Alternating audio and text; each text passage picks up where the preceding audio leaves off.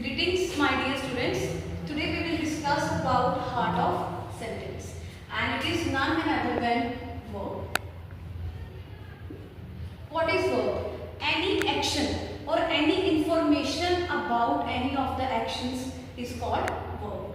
But everybody knows basics of the verbs, but where we get confused when it is base verb with ing. If you see any base verb with ing, base verb means verb's first form. If you see any verb's first form with ing, it could be of three parts. It could either be a gerund, it could be a participle. Which participle? Present.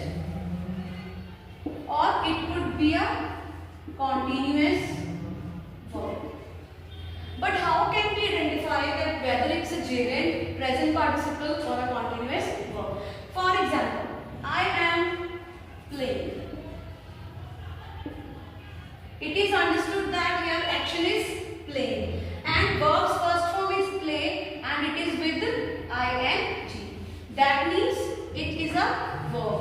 Which verb is it? Whether continuous, present participle or gerund. The only difference is how the verb with ing is acting upon. For example, if it is acting as a noun, then it is a gerund. For example,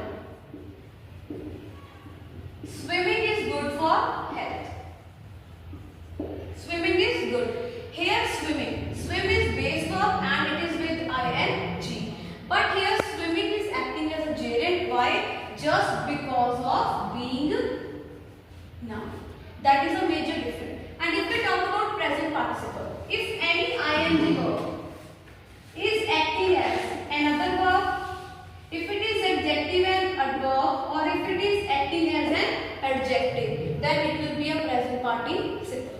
For an example, I saw a burning hut. Now here burning. The first base verb is burn and it is with ing. But here burning is not either acting as a continuous, not as a noun. Here burning is extra information about hut. Hut is a noun. Any extra information about noun is called adjective. That means